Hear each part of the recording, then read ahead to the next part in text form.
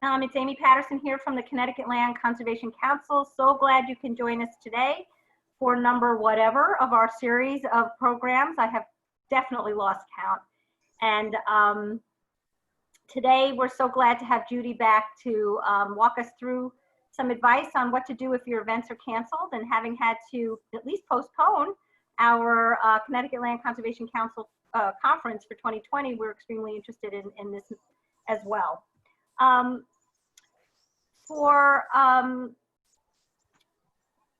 We can still have some people in. So there's really not much more. I don't want to spend too much time talking other than to welcome you here. And yeah, and Judy was going to just get going here. And I'm going to speak for just a minute more, and then I'm going to turn it over to Rebecca, who's going to just give you some updates and set some ground rules, and then we'll dive right into Judy's presentation. But one of the things, for those of you that have been participating in our programs, you'll notice that after each session, Rebecca sends out a survey, and the first question is, how are you feeling this week? And so we're watching that, and 50% anxiety level, that's not nothing. That's something that we all need to be conscious of, and we hope that by providing you with this programming, we are helping to ease some of that anxiety by addressing the needs that you feel in the moment and those that you anticipate having in the coming months. So please, it's so important for us to hear from you so that we know how we can best help you. And so with that, I'm going to turn it over to Rebecca, and I'm going to mute myself. I'm also going to turn off my screen, which we ask all of you to do your videos, so that Judy will have our full attention. So thanks again, everybody, and we'll be checking in and out during this presentation. So hi, everyone. Thanks for joining us. Again, just a couple quick housekeeping rules. If you look on the toolbar at the bottom of your page here, you'll see on the bottom left that mute button. So we just ask that you click on mute here. If you aren't on mute, I might mute you during the session. So just to be aware of that.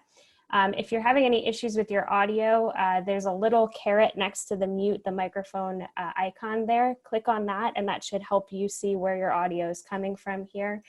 Following along that toolbar, there's a camcorder icon to stop your video and start it. So again, we're just asking you to stop your video to allow full attention to go to Judy, who's presenting, and then to allow for our bandwidth to be maximized here. So then following along that toolbar, you'll see a speech bubble icon labeled chat. If you have any questions, comments, concerns, you can click on that, enter in the chat. We're going to also be asking a few questions for you to answer in that chat as well. Finally, we are recording this session, so it will be made available to you. So check out our Monday weekly update. We'll have the recording of this session and links to the different resources, as well as the different recordings and resources from our previous workshops and seminars here. And then next week, we wanted to highlight, we have Connie Manis doing a Q&A session on board governance on May 7th. That's next Thursday from 12:30 to 1:45. So be sure to check that out as well. And Judy, it's all you. Great. Well, it's really excellent that CLCC has stepped up to do these short-term webinars that, frankly, many of them will have lasting impacts, right? Going well beyond the comments and the challenges within the webinar. Now, hold on. I can't move my slide because the pop-up is now sitting in front of it. Judy, you can minimize your pop-up. There it goes. Yeah. Okay.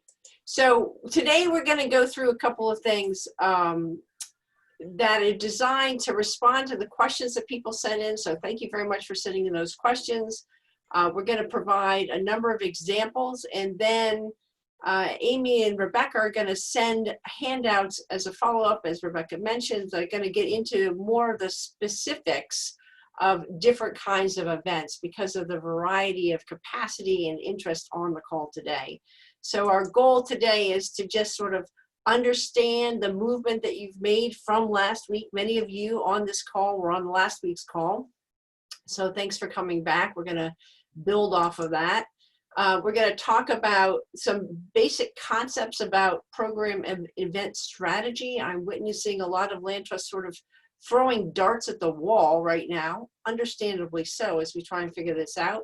But if you could pull back even for an hour to sort of discuss why we want to do this and what the benefits are, that could be helpful. Then we're just going to mention some tools, and then you're going to have follow-up materials that will dive more deeply into that, to how do you make that happen. And then a lot of ideas on the virtual social distancing, because one of the things you're going to discover is that what you previously have done may not work in this current environment, and you may have to modify that thinking. And that's going to lead us to this brainstorming about how to be adaptive and responsive. So the idea here then is to sort of celebrate some of the things that Amy sent to me that she saw already coming in from last week, of things that have happened. So Antonog sent out this lovely, fun, friendly thank you with that cute little piggy. Excellent, warm, welcoming, fun, earth and heart, right? I mean, super nice, super fun. Excellent job of not being so serious. Remember, land trusts have a challenge that we're very serious. Many of us are trained in science. I was trained in science. And so particularly in time like these, but around the clock, we have to find ways periodically to elevate that sense of warmth and humor. Then Bolton Land Trust stepped it up. It had this nice picture of this tree clambering over this rock, and just send a really nice little message out about how they're thinking of their people. Excellent.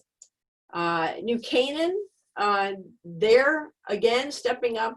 I know New Canaan a little bit through some coaching, and they continue to demonstrate how responsive and adaptive they are. So they put some language up on their website about how people can participate and give.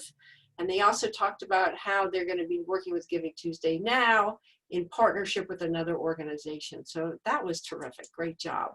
Joshua's Trust, I gave them a shout out last time about their social media. I continue to be impressed with them. They're now having a series of thank yous and elevation of local partners that have been in some way participating with them over the years. So a great way of recognizing that communities are very concerned about local businesses, and that land trust can be part of that community and elevating their importance. And then finally, Amy sent over this message from the Community Foundation. Again, the Community Foundation stepping up to the plate here. It was an email where they had this nice note and then this word cloud that got around thank you in different languages, right? So just a little tip of the hat to the Community Foundation for also modeling this behavior. So now we're going to dive into the focus of the presentation, and we're going to have breaks along the way for questions and comments on participation on that. So I'm going to be running through some things and stopping, and running through some things and stopping, so that we can participate and learn what you're doing. The first thing we wanted to do is have a short poll about what events and programs you were planning on doing this year. Prior to COVID-19. So many land trusts plan this stuff out in advance, which is recommended, by the way, with communications and outreach. I always recommend that you have an annual plan, but then you're planning the specifics of it in 3-month or quarterly chunks.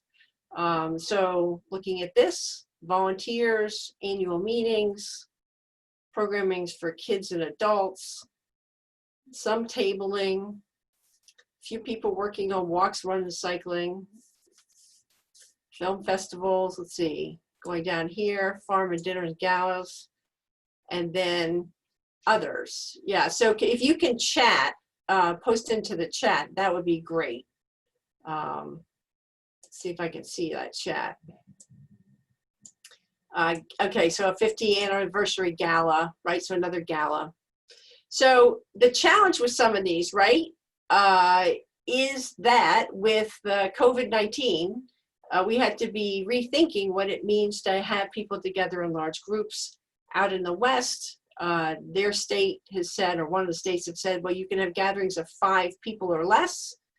And we know that, I'm going to shut this poll down now. We know that in the Northeast, that's not the case yet.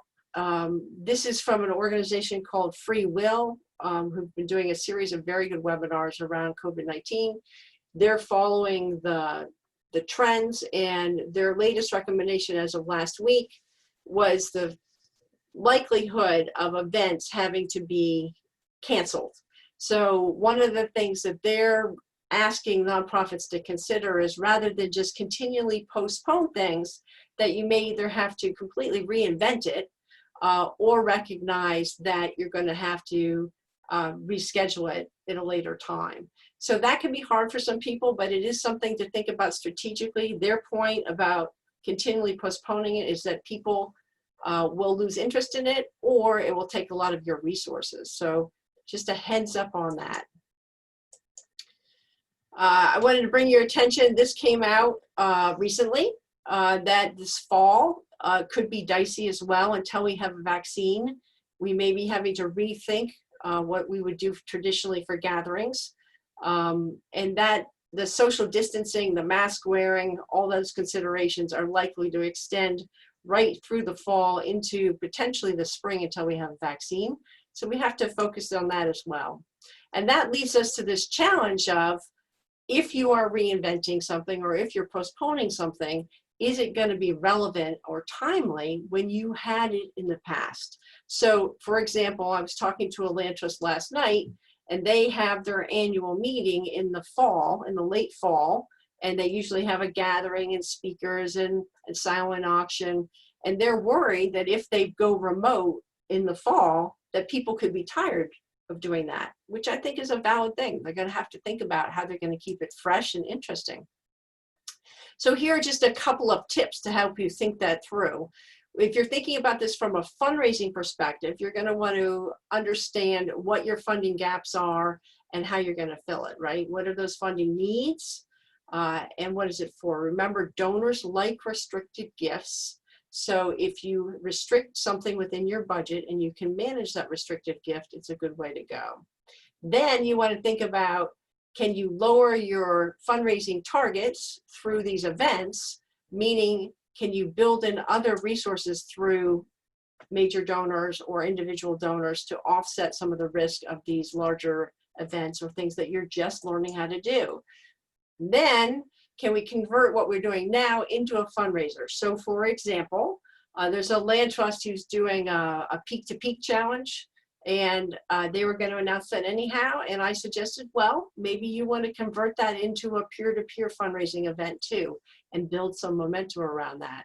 So there may be things that you've already done that you can then rework into a fundraising event. And then the last point here that I wanted to focus on is that we are going to be learning very quickly from each other. So other land trusts and other nonprofits in your region and across the country are going to be trying new things. So I would ask them, follow what you want, think about, is that something we want to emulate? But let's also now remember that if there's ever been a time to connect with your donors and your foundations, it is now.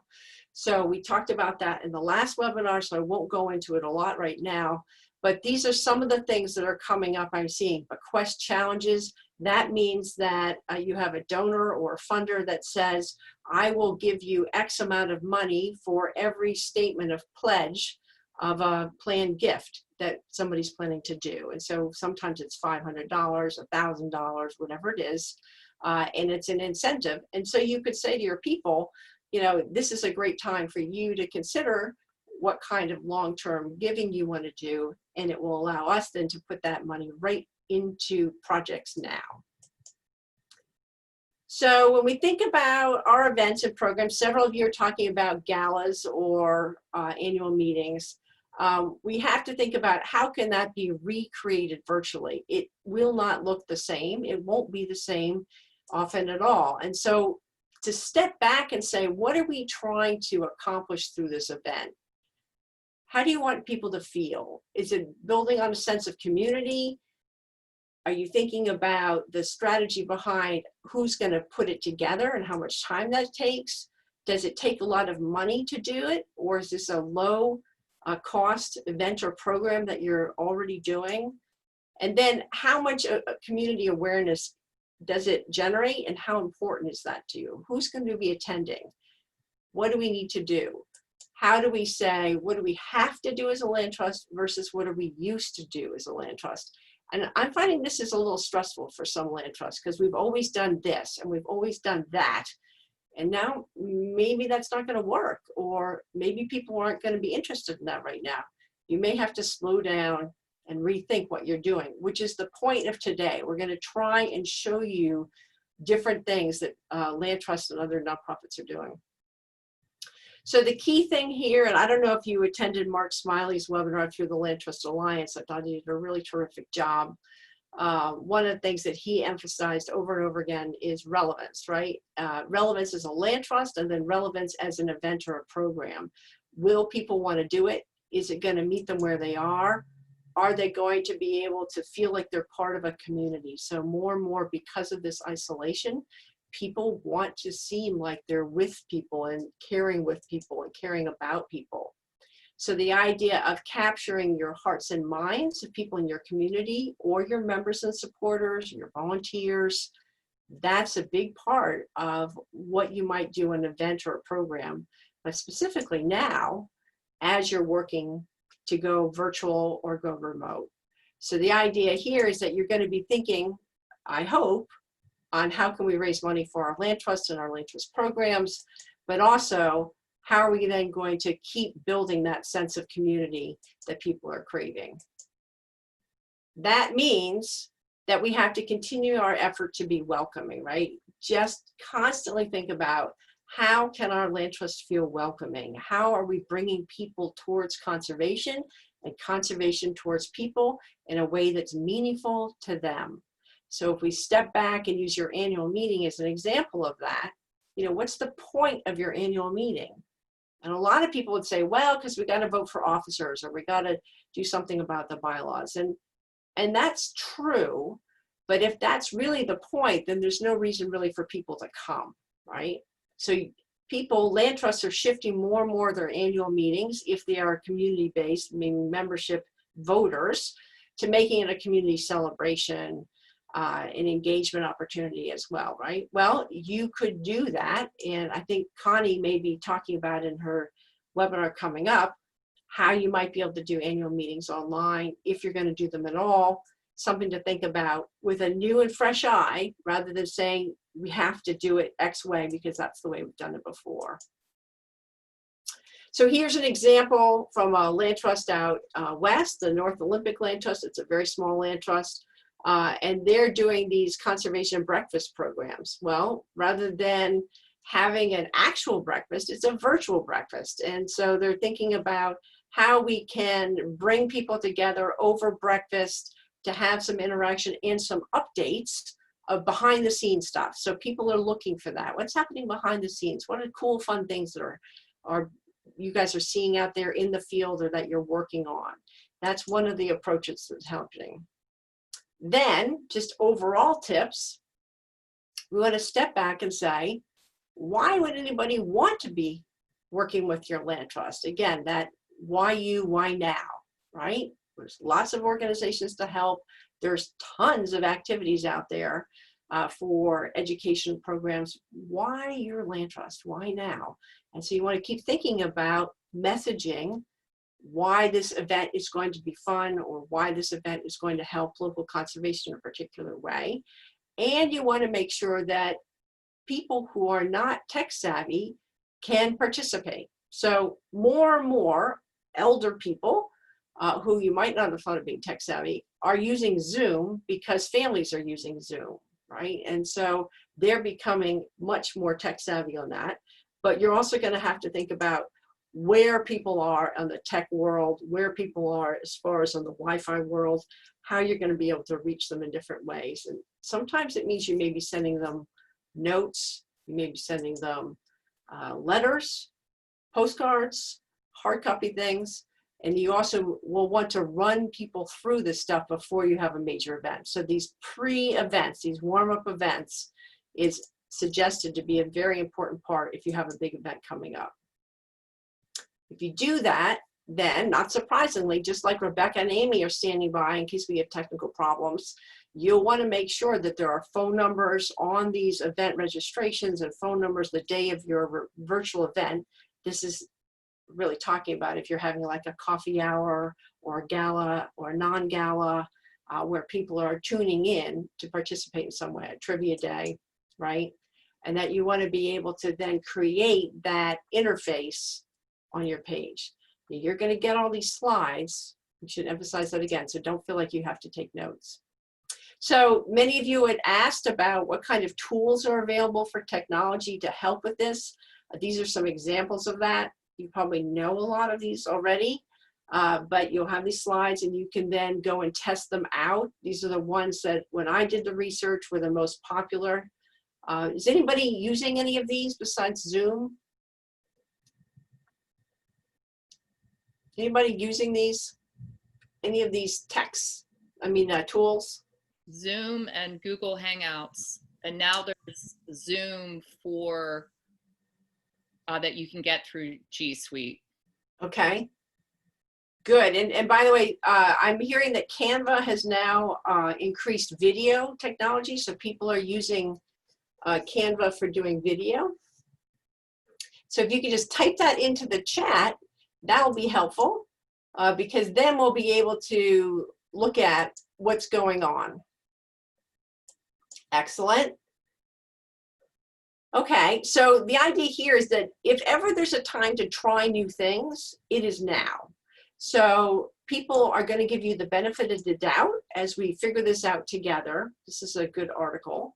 And that those of us who are not instinctively technologically inclined, myself and that, I do my best, are going to need peer support. So this may be a way for you to pull in new volunteers that you haven't tapped into beforehand, who are more comfortable stepping into this place, or you learn something together. So the idea here is that you want to be able to create a plan. This is not news, right? When you have a program event that gets to who's doing what the follow-up is, what's the messaging about why people would want to participate, and how you would be able to keep people coming back and promoting it really through social media, right? And thinking about what's going on in the rest of the world being relevant. And that means we're going to need to have a plan B. So just like in the in-person, if the weather event was failed, we're going to need to have a plan D if the technology fails. Or we're going to go through some of the events today that are on site still, but they're just taking social distancing into effect. Okay, so let's take a quick break and make sure we've got some questions answered. Rebecca, can you just screen through those? Yeah, so Judy, we've had a couple come through. One was regarding the slide from Free Will, the timelines. When those timelines start, are they today or are they retroactive to the start of the pandemic? Great, so that timeline was started 3 weeks ago. So really the beginning of April. That's when that timeline was established. And then there's one more question about peer-to-peer, and that came from the peer-to-peer fundraising slide. Okay. Just clarifying what that peer-to-peer means. Excellent. So we're going to dive into that a little deeper, but you will have heard of this. That's probably, fundraising language. That's when somebody asks for sponsors on their own. So if I'm doing a walk, will you sponsor me? If I'm doing a run, will you sponsor me? If I'm picking up trash, will you sponsor me? And there are tools that then someone can then send in a contribution to that person's team, essentially. And then that gets funneled into the organization itself. So you'll see that a lot, like walkathons have done this historically. Walks for Hunger, usually walking and running, but now it's diversifying into all sorts of different things, not just walks and running. Okay, so I'm wondering what events are you planning to do this year, right? So we talked about that beforehand, and now take that thought and keep it in the back of your mind as we run through some ideas of what people are doing. All right, if I can move it. All right, so here's some tips.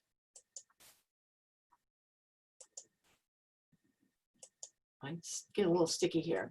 The first thing, of course, is to think about your team, right? What's your capacity? Can you bring people more in? Is it going to be micro volunteering, meaning little things that I can do, or more intensive, meaning here's a big chunk of my time? So micro volunteering is a concept that's getting a lot more traction now.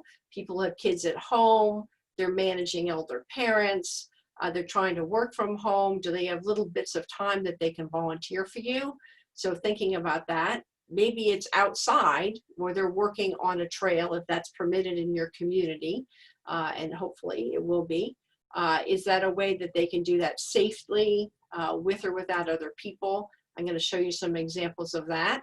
And then ways to manage the technology or coordinate some of these updates. More and more land trusts are doing behind the scenes updates, either through Zoom, that's the common platform, or through their social media within that. Good example of this, trying to keep your volunteers engaged. So the idea here is, if ever there's a time to make sure that volunteers feel appreciated and that you're keeping them in the loop, it is now. So maybe your organization wants to have periodic calls where you're brainstorming at things you could do. You're having a remote happy hour with them.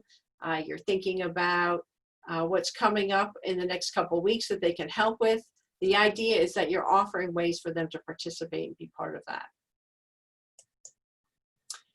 So now I'm going to drop into the specific examples. And one of the things that's happening across the country with land trusts is that they're trying to figure out how can they keep people connected to the land. This is an example from Deutsches Land Trust, and in this case, climate change. How they can keep people connected to the land in the way they feel like they're adding value, doing something positive. And in this case, it's being framed as family units, right? So from a medical perspective, those are the people that you recognize that you're cross-contaminating if you are going to be contaminated with, and everybody's in it together. In my family, there's 3 of us that are in that situation. Transitioning to site work. So this is a video reference from Kenixu Land Trust out in Idaho, very small land trust, who have this terrific video from the executive director about different ways people can participate as a volunteer. And they show you different examples. It's great. I would strongly recommend you look it up. It's gotten a lot of traction out there. How can we either social distance volunteer work individually or within our family unit? Trash pickup. Now this is interesting. So lots of land trusts are looking for a way to build that stewardship ethic, right?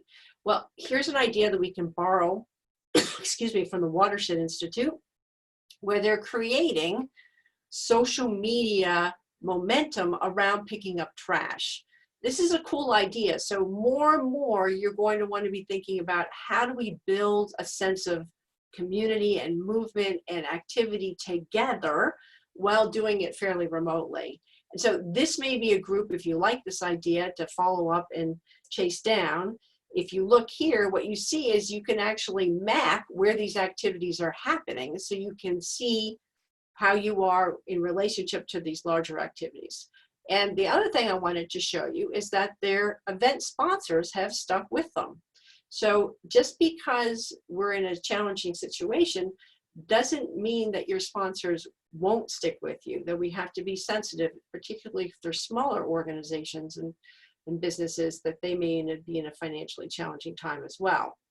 If you do this kind of thing, think about how you can create press and outside energy to bring to your land trust so people know that you're still there, you're still doing good things, you're still empowering people in your community. So now if we think about that, if we think about how we can elevate our sponsors, if we think about how we can take this time to build that momentum, then I'm curious about seeing who's thinking about possibly exploring remote or virtual trail work or these cleanups. Can you type those in? If anybody's thinking about that?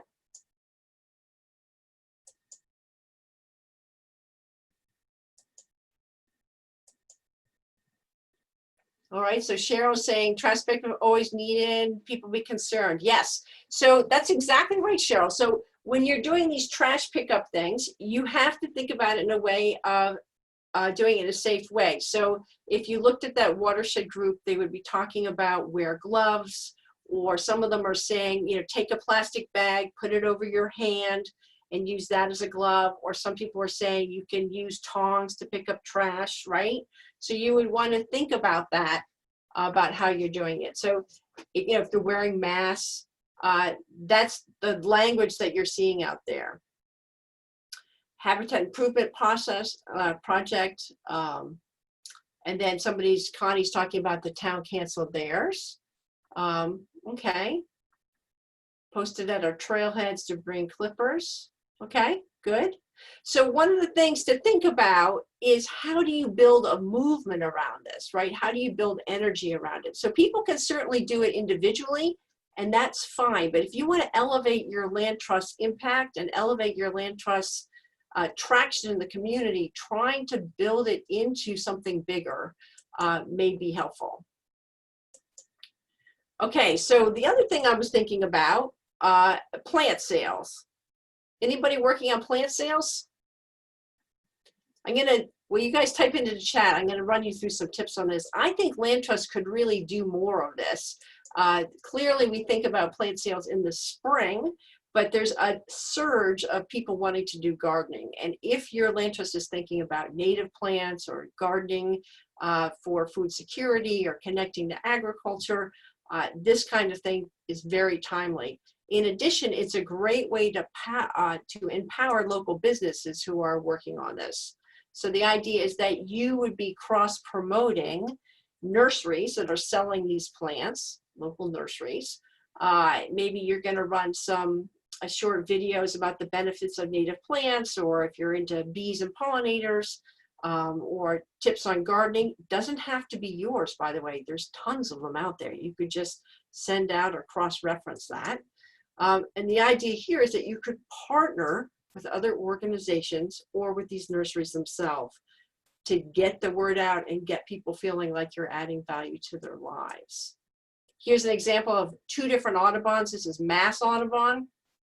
So they have a plant sale, and there's a clip from their website on what that looks like. I wanted you to see this because there are 2 different approaches, right? So instead of holding an in-person sale, we've created an online store, and then you can pick it up. So that's one concept there. And then this is just the pricing, so you can see that. Then Connecticut Audubon, a slightly different approach, co-hosting. And then they're doing a good job messaging on why this is important. So as with any fundraising, if you're trying to do some kind of fundraiser, what's the difference this is going to make? It's not to support your operating fund. It's not to support your annual fund. You got to put it into action. So here we're restoring 20 sanctuaries in the midst of a $300,000 renovation. They're telling people this is why we need the money. This is how it's going to make our place better in our community. Here's another example. Follow us on Facebook to participate. So I just wanted to give you some examples of how plant sales could happen any time of the year. So here's an update here where they're saying the first one was so great that we're going to do another one, right? So something to consider. If you like this idea, you can then reach out and check out with these groups. You can Google it and find out other groups of what's doing things that are similar to this. So given that, anybody interested in a plant sale? Okay, so Christopher's talking about pre-orders online pickup. Excellent, thanks Christopher, yes. So I've been encouraging Land Trust to think about small things along the way that you're learning in time rather than waiting for something big. So local businesses are hurting. So if you're promoting local businesses and 5 or 10% or 15% or 20% of the sale is coming to your land trust, you're doing 2 things. You're showing people that you're part of the community, that this is an important thing for conservation. It's going to have conservation benefits. Okay, just another slide from Free Will. I like this slide a lot. The idea here is that if you're doing virtual events, that messaging, that engagement is more important than ever, right? So you're going to have to stand out in the crowd, and you can do press. about this too, if it's something that you want to do on an ongoing basis. But the idea here is you will have to put work into the engagement to keep people paying attention. And some of you will recognize this slide from last time. This is where we're really focusing in, right? We're focusing in the involvement and the thanking and the inspiration. And then in between that, if you want to do fundraising, you're thinking about different ways to ask for support. So another idea, tapping into regional or national initiatives. So Connie, I think, had mentioned that the town had an event that was canceled, unfortunately, but you may be able to tap into, with your land trust, into some of the existing town or regional or even national programs and events, again, to raise the awareness of what your land trust is doing and maybe capitalizing on that through your own fundraising program through peer-to-peer. So here are some non-fundraising events on engagement. Once again, Joshua's Trust, stepping it up. A number of land trusts, Joshua's Trust, love this idea of this little painted stone, maybe has a hashtag on the back or an inspirational quote or something. And there's a land trust in Northern New York that is going to go to the lake and go pick up nice smooth stones like this and then have people create them and create their own scavenger hunt.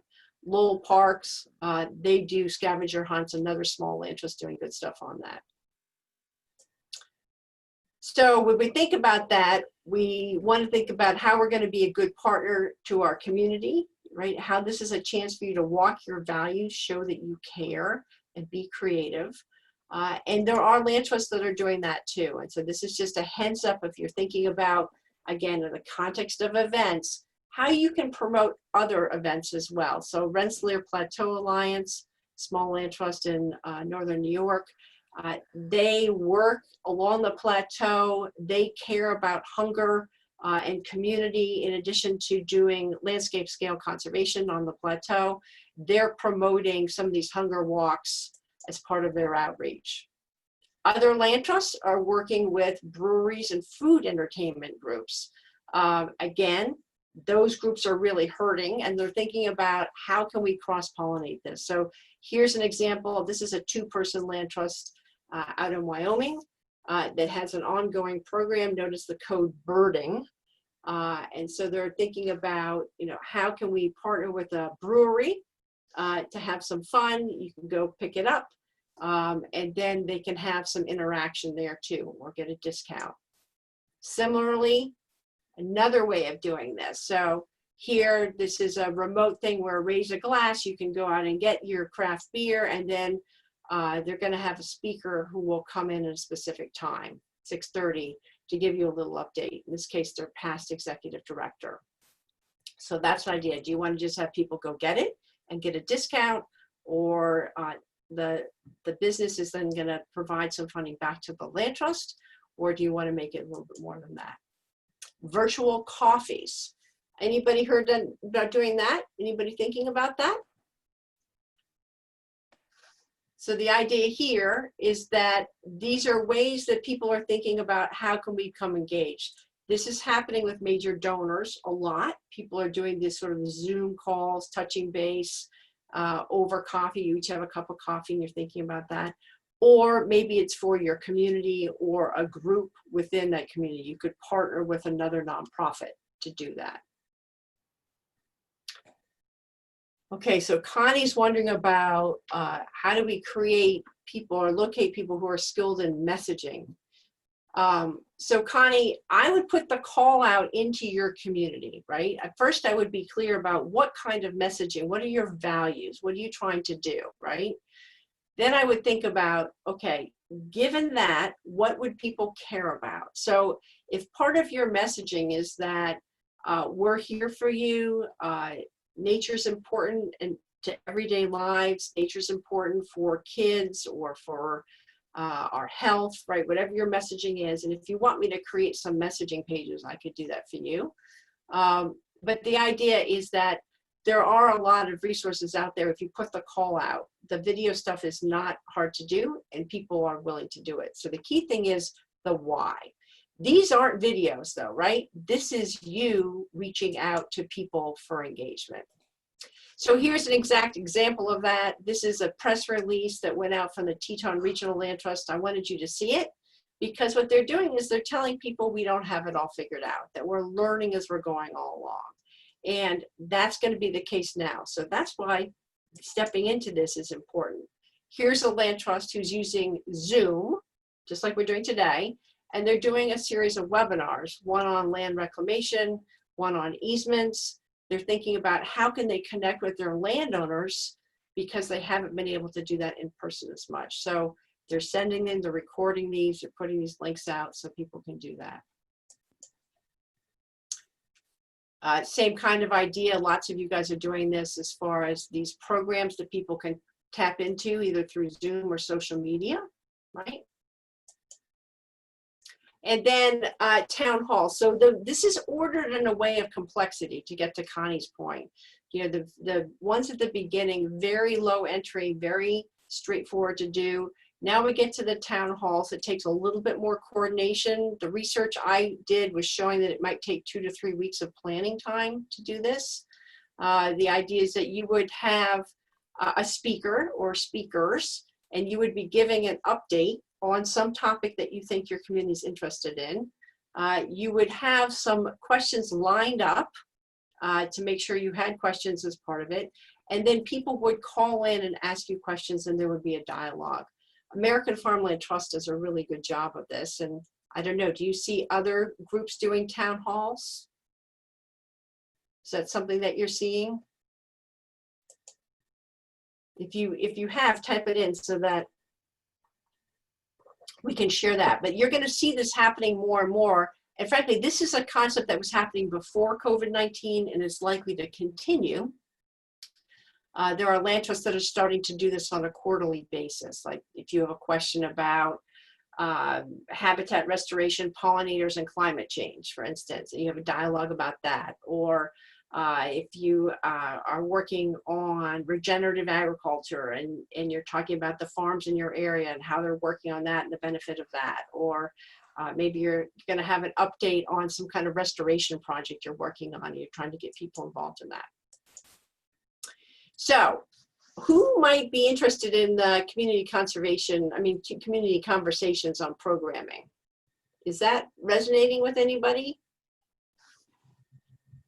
How does that feel? Is that like scary or like, no, that's too much for our land trust, or, oh, we hadn't thought about that? How's that resonating? All right, Kate's thinking maybe that's something to consider. Amy's talking about how CLCC is exploring this. Great.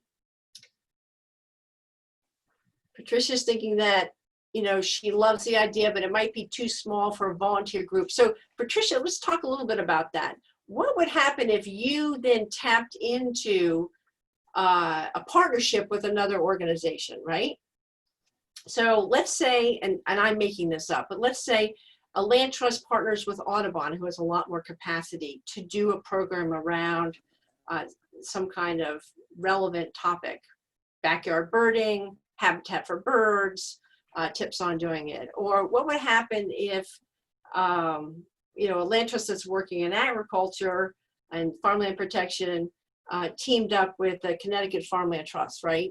And, you know, how about if we did some cross-pollination?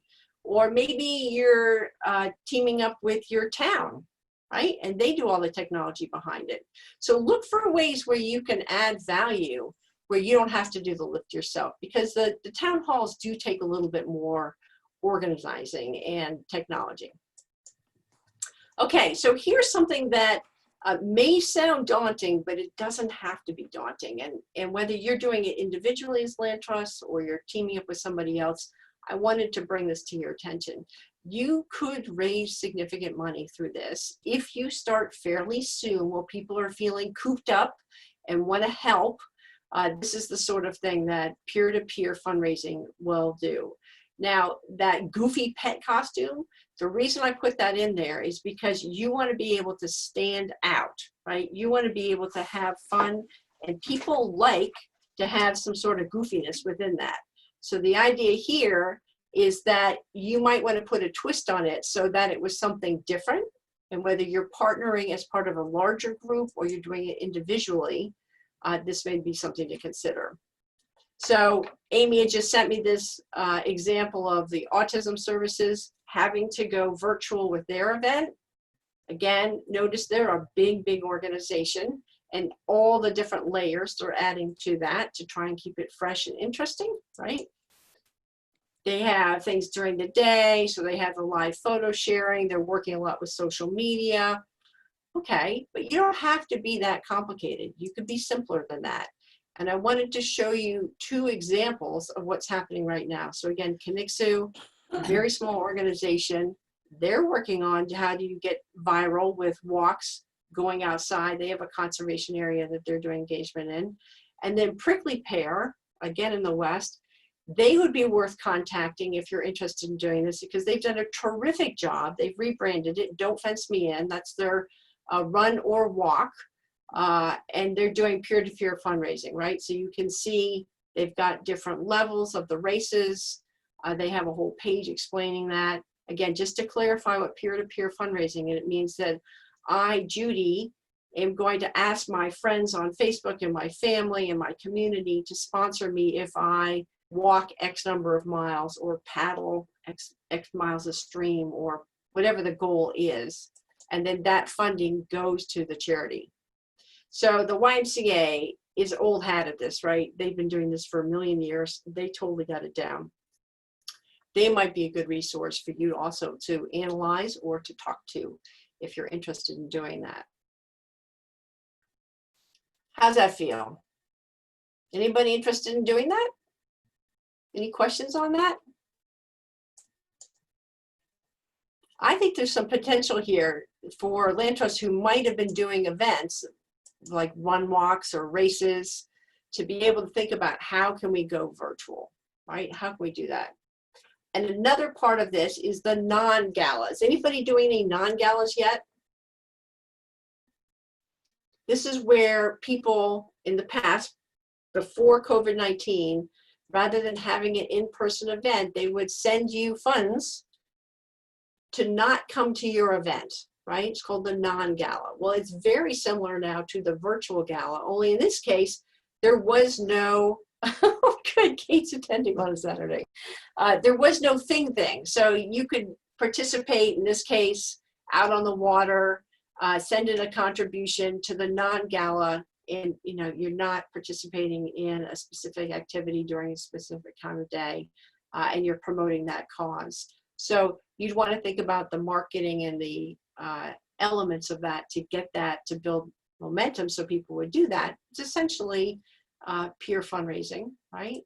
And then there are people who are taking it a step further. So this is Five Valleys Land Trust, who just did their first banquet. And this is really cute. So I wanted you to see this video clip. You can watch it. Their conservation attorney talks about, much to her surprise, she's the MC of the event. And they actually had people voting on which mountain they liked better. They had staff up there talking about the land protection. It was a short program. Evidently, the Zoom that they used on it crashed the first time. And so they had to re-up it. And everybody had a good time. So if you're interested in that, let us know and I can send you some of those emails that they use to build momentum around it. So again, this is a mid-sized land trust testing things out, moving very quickly to bring their event into an unbanquet. Okay. All right. So any questions on these fun walks, non-gala kind of things?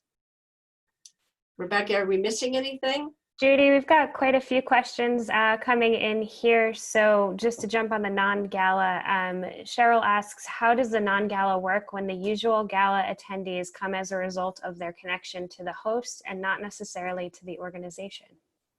Excellent. So let's think that through. It would be the same thing. So you could reach out to the host and the host could invite them to this non-gala. It could be set up depending on your scale. If it's a non-gala, there are people who are doing coffees or drinks remotely where people log in on Zoom, You want to have some kind of structure. Maybe there's an update by somebody and a discussion, and then a conversation. So that could be really low key, and you could do it that way. You could have the same kind of thing with a non-gala where the hosts are reaching out and promoting the event with you. And that's probably what I would suggest to get people to participate. You're sharing links. You could be sending things out on their behalf. They could be sending it out on their social media, somewhere. And Steve's saying that Steep Rock Association's having a virtual cocktail party tomorrow night. So Steve, this is exactly what I'm talking about. If I were you guys, and this is what I'm trying to do, I would join the Steep Rock Association virtual cocktail party tomorrow night and see what it feels like, right?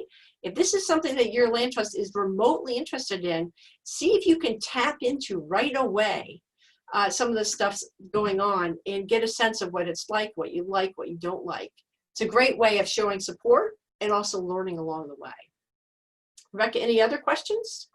I did want to point out Connie had a great example for the non-gala idea. She said a local private school is having a fancy dress week where they, faculty and the kids, are posting pictures of them in their prom or cocktail clothes, which on a sunnier day might be more appealing for those who've spent a month in sweatpants. I agree.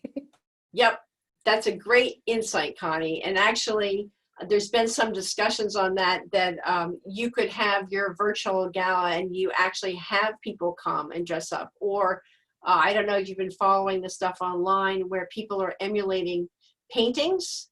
That's gotten a lot of virtual traction. They're using like their dog or their cat or their family members, and they're dressing up with household items. But you could have people dress up in a certain way or emulate something or be goofy or not as they're participating. And then the social media is great when you're posting that.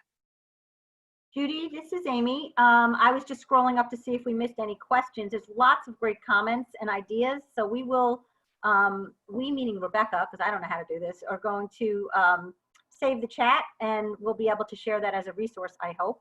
But Linda Francois had asked everyone, and this was in the context of your earlier slides and examples about promoting and working with local businesses, maybe on plant sales and beer tastings, etc. She says, or asks, do you run into problems if you work with one local business but not with others? Will that start bad feelings? For instance, one plant nursery and not another. So let's think about that, because I think that's a good insight. Sort of like saying if we have one sponsor and not another, I would consider opening it up and saying, we want to promote native plants, we want to promote gardening, we're looking for partners here. Would you be interested in being partners? We're approaching X, Y, and Z nursery too. We could do it as all on one day, 1 week. We could space it out. I would ask them, how would they like to be involved? Would they like to be involved in that? This nursery is going to give us a 10% discount. Do you feel comfortable on that? Or we're going to get some kind of revenue generated from that. So I would reach out and have that conversation about how things are going, but talk about your goal of promoting local business and local business promoting the native plants or the gardening that you're trying to get done. So I think that's one consideration that I would think about. The other thing is that you could space it out over a period of time, right? So you could run it with different nurseries, in this case with the plant sales, throughout the summer. No reason to do that. With the business promotion, like Joshua's Trust is doing, they're going back and they're looking at who have been all the sponsors, the business sponsors over the years that have been part of the land trust. And so they're elevating that. So that's a great way of giving back, as opposed to always going to businesses and say, will you sponsor our event or will you sponsor our trail? This is a great way of recognizing their role in the community and thanking them going the other way when they need you. Other thoughts or questions on that? Judy, we do have a few more questions. Do you want to take them now, or do we want to save them for the end? Well, let's keep going, and then we do have more time at the end too. So here, this gets to the galas themselves. So some of you talked about, like, if you had a farm to table dinner, or if you had some of these major galas. And the idea here is that your hosts, if you had a host committee, for example, bringing people in, they would be playing that same role. This tends to be a little bit larger of a lift. The idea here, though, similar to the ungala, is that you are then thinking about how you're going to actually have a program around this that people would participate in. So it wouldn't be just contributing money, but they would actually be tuning in and out. You might have speakers, you might have people, to use the prom idea, actually zooming in and showing people different, like people are doing fashion shows this way. But if we try and translate that to the land trust, maybe there are people who are going to be doing presentations or showing things that they've created relevant to the land trust. So there's a program involved in that. It takes a little bit more planning. So here's an example of that. Wanted you to see that. This organization also has a great how-to, which we could show you if you're interested in that, so that we can then figure out how to do it for you if you want to do that. This is the biggest lift, though, because you have a whole lot of logistics. I wanted you to see, not so much watching this video that you can, but the recognition that, and we talked about video before, these do not need to be high-level videos. This is somebody with their phone recording a statement from this charity, which is a religious charity. And when I was doing research for this, the religious community is all over this. They are really working it. So I would look around your community and see if there's groups you can learn from. And it's likely to be your religious sector who's working on this really fast, along with the schools, right? They are learning on this too. So with that, I wanted to ask you, what other things would you find helpful that we could support through CLCC to help you think about the next things? And we wanted to take a little poll here to see how you're doing. What ideas do you think your land trust might want to explore this year? Again, we're not going to hold you to this, but just sort of brainstorming along from what we've been talking about today, you know, connecting with individual donors or groups of people, thinking about that town hall concept of the larger community, reaching out on those runs or walks, thinking about how you might activate volunteers with social distancing, right? Yeah, it looks like there's actually a fair amount of variety, people thinking about exploring that. So that's great. What that means is that there's going to be an opportunity for Connecticut Land Trust to learn from each other and support each other, possibly also joining forces and doing something together. Like, why couldn't you have a multi-community run, walk, paddle concept, working on something like that and really build some momentum with that? That would be really cool. All right, so now what could we do to help you think that through? What support would be helpful for you to go into either more detail or more strategy now that you've brainstormed? Because the idea here is to not think about how do we recreate what we've done in the past, but make it virtual. But instead thinking about what's relevant to our community now or this summer, and how can we then be responsive to that? So Shannon, you're typing in, at a time when businesses are hurting, how can you ask for funding in a diplomatic way? Sharon, that's a good point. What I would say is you're not going to do that. What you're going to do is say, gosh, could we do what some of those land trusts are doing, where we're promoting your business and maybe you can provide us with a 10% discount on that? Would that be helpful to you? You know, whether it's the pizza place or the beer place or the nursery, recognize that you're going to have to elevate them as well. Very good question. Now, I should say that there may be some businesses who are doing okay. Maybe they're the essential workers. Maybe they have more resources. So you would want to talk to them independently and see, but I think your sensitivity is on point.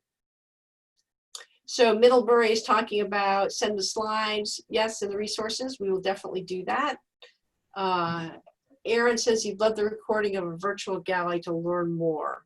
Okay, so Aaron, that's where I put that 5 Valleys one in there. You can go online. I'll send you out. I'll send Amy and Rebecca the emails that I have.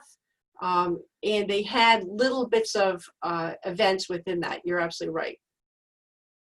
So the idea, I mean, the virtual bartender give cocktails like that, you're thinking exactly the right way. You would want to make it fun, let people know. Maybe you tell people to get these drink things ready, and then they teach you how to make a particular drink if they have the ingredients and everybody has a toast. So keep brainstorming. That's exactly right. Keep your ears open.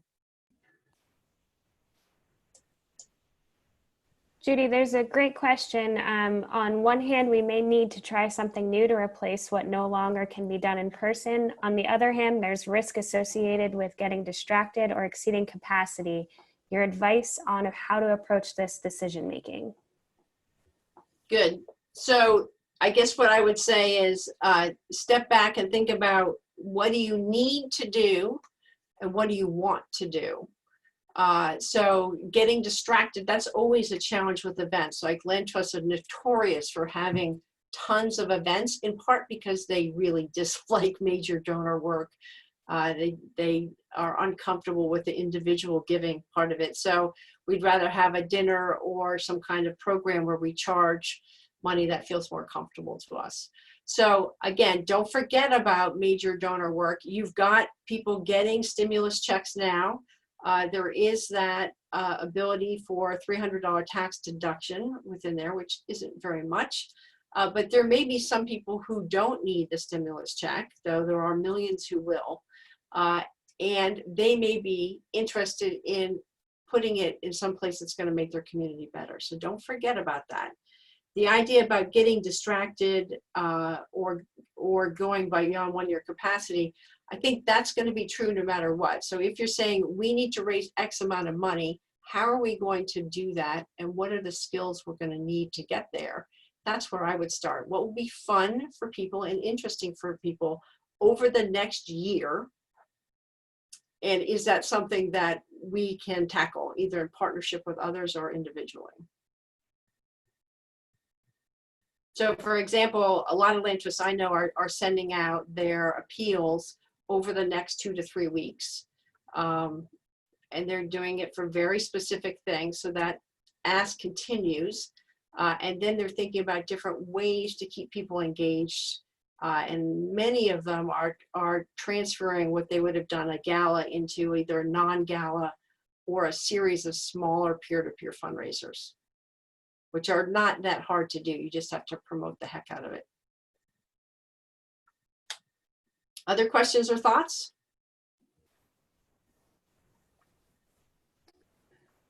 There was one question on what to do if you've received your sponsor donations for an event that is now postponed to September and may be canceled. Well, let's ask CLCC what you're doing, because you have a similar situation on that. Amy, you want to talk about that? Yeah, sure. So, and this really, I'm trying to do, hold on, here I am. So, as most of you, I hope, have noted, and you certainly have received thank yous from me, that the sponsors for our 2020 conference, most decided to continue to support the online programming and allow us to use their sponsorship funds for that, as well as any other programming that we might have. So we are continuing to thank our sponsors. And that same really goes for the registrants that have said to us, go ahead, keep our registration and use it to support the online programming. So I think what's most important for us is just every time we promote our Conserving Land by Staying Connected programming, we always thank the sponsors, because really that has enabled us to pour so much staff time into doing this. And we will also be having an event in October It's not going to look like our usual annual conference. It's going to look much different. We're planning it. We love your ideas. Send them in. And our sponsors are going to be a huge part of supporting that event, and will receive that attribution as they would with our normal conference. So I think it's just, again, recognizing the change in the event, the nature of the event, but acknowledging at every occasion the support of those sponsors to help make it happen. Great. Now, Patricia, what land trust are you with so people could contact you if they're looking for how you did that? Okay. So I think part of what Amy's doing, and perhaps Patricia, you're doing it too, is you're recognizing these sponsors as humans behind the business, right? And so you are continually helping them understand how that sponsorship has been critical for the ongoing work of X, Y, and Z. You are sensitive to the fact that they also are feeling stress. You may be writing them notes and updates about the difference, checking in to make sure they're okay, doing what Joshua's Trust is doing, elevating them, and some messaging about why they're good for conservation or why they're good for the community, so that they recognize that you're adding value too. It's a two-way partnership. That's the response that I've heard. I haven't heard of sponsors wanting funding back, but they are very appreciative of being elevated and recognizing that this is a difficult time for them too, and they're going to need support, community support, social media support, just like you. All right. Any other ones? So we have a few questions. I did want to highlight Barbara noted in the chat that she serves on the board of a granting agency, and they've made it more flexible so that organizations can use the funds that they received from her granting agency to support different programs. So to just go ahead and reach out to those sponsors and granting agencies to talk about that. We did have a few other questions. One person noted using our CLCC's photo contest as a model for social engagement. So Judy, can you touch on how to do a photo contest a little bit more? So there are, again, some really good apps that have been developed over the last several years that take most of the work, not all, but most of the work out of photo contests that allow for a lot more participation. So photo contests in and of themselves are okay, excuse me, meaning that people send in photos, and then there is some kind of panel that is judging these photos, and hopefully you have a variety of levels that are geared towards engagement. But where they really get traction and where they really add value is when you have it being community voted, and you have attractions like youth 12 and under, and then teens, young adults, where you have the amateur, maybe you have the professional, but then you also put some parameters on the kinds of photos that you're looking for. So you've looked strategically at your organization. You said, we want to raise the profile of this kind of engagement, meaning these kinds of activities with the land and water. Or you look at it and say, we don't have any of these photos. We're trying to do messaging about the importance of diversity in conservation, and we just have nothing. It's terrible.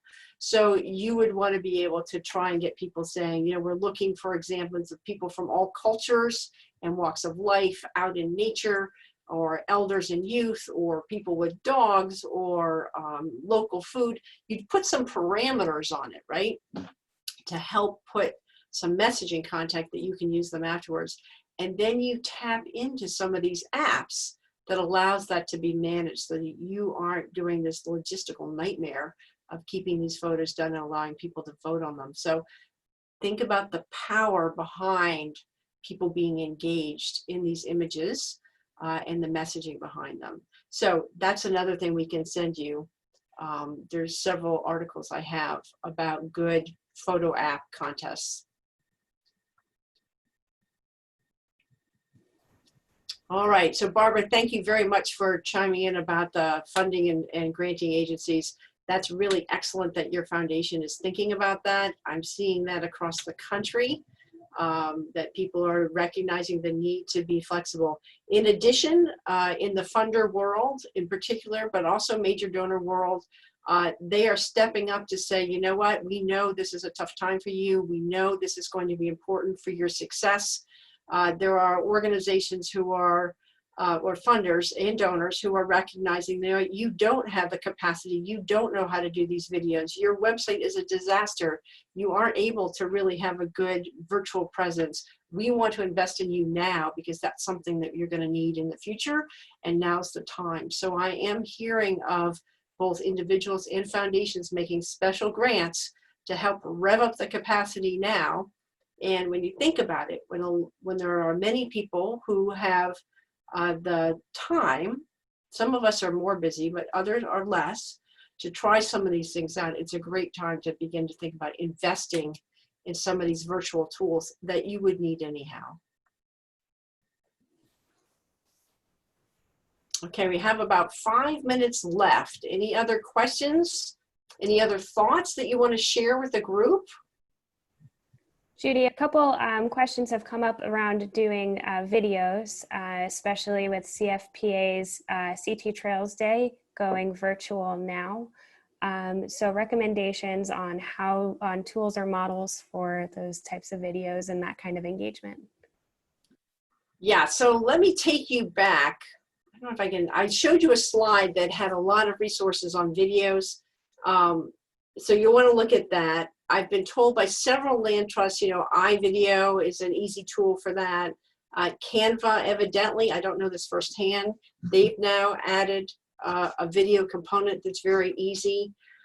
So the idea with video, there's two tips here. One is stability is important, meaning you want to try and keep your hand stable. So whether you do that by holding onto your other arm or by using a tripod, that's going to be important. The second tip is sound.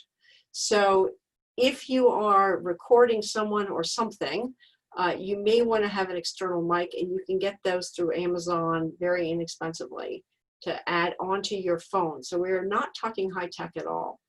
Then the idea of using stills, meaning photographs, and turning them into a video, that's another tool. And again, the editing tools the last couple of years have gotten very, very streamlined. And that was one of the slide references that we'll make sure you get again on that. The Save the Redwoods League out in California did this phenomenal video, got unbelievable traction. And they did it very inexpensively with a staff member who is somewhat technological, but he promises me he's not. We talked about that in the last webinar. We'll send you those slides as well. But I would look at, it's called A Moment of Calm. And it's just 1 minute of free music overlaid with video clips and stills. And of course, they have the redwoods. And, you know, I love trees, but so do a lot of other people. So that would be one tip. So if you're talking about videos to become part of something else, you know, maybe people are filming themselves on the trail. Maybe you're doing, you know, 1 minute at your different preserves about what it's like. Maybe you're doing special places on your preserves that people can go and see. Maybe you're trying to feature different kinds of people or different kinds of experiences out there. Remember, dogs are family too. People are looking for that. So remember, it doesn't have to be a high-powered, polished video. That's super important. So Rick, thanks for chiming in on that. Okay, well, I just want to give you a sense of here what's going on in the nonprofit world. There are lots of places for you to tune into as far as the changes that you may find helpful. Amy Einstein, she is an online blogger, fundraiser blogger, trainer that I like a lot. She does these free town hall gatherings every Thursday at 3 o'clock. So this afternoon that you can do for free. And it's just a conversation with somebody. So that's low key. Those kinds of things are all over the web. Things like this where conversations about what the nonprofit world is going to look like and the changes. If you're interested, those are available. And then of course, CLCC is going to be continually doing updates along with the Land Trust Alliance on those things very specific to the land trust as well. So those are all around you and available. But to get to the person's point about, you know, distraction? Are we going to be distracted from what we're working at? I think, and many of us think, this is a time for you to pause and recalibrate. What are we doing to engage our community? How are we going to be relevant now, the next 6 months, the next 12 months, and thereafter? How do we have to be responsive and adaptive to maintain or increase the pace of conservation? I'm a big proponent of increasing our work because of climate change and the needs of our community and the lands and animals and waters that we're trying to protect. So here's a chance for us to recalibrate. There is a land trust called Kestrel Land Trust in Massachusetts, and the executive director sent out this really lovely update, which she said I could share with you, about how this is making her rethink how can the land trust be more deeply in service to their community. How is this an opportunity to step back and think more deeply about how we can partner with others and elevate everybody in our connection to the land and water? And I think that is a great way we're going to be able to move forward within that. So CLCC is going to be sending follow-up. I'm happy to continue to do that if there's other questions. So the idea here is that I'm hoping this is the beginning, not the end, of a way for us to continually evaluate how can we be stronger, more effective, more resilient land trusts as we move forward. Thank you so much, Judy. We are now at the end of our session today. We hope to see you next week for Connie's session on board governance. Continue to check our website, watch for our e-blasts with upcoming program announcements. Again, we are doing this, feeling our way along based upon what you have told us you need. And I think that for us, it's been a learning experience as well. And we hope that it's been helpful to you. And again, we're looking forward to seeing you and keeping in touch. It's important for all of us. So thanks again. And thank you so much again, Judy, and to Rebecca for pulling these all together for us. Stay safe, everybody. Have a great day and watch for the follow-up materials. Take care. Thank Bye. you. Thanks. Bye.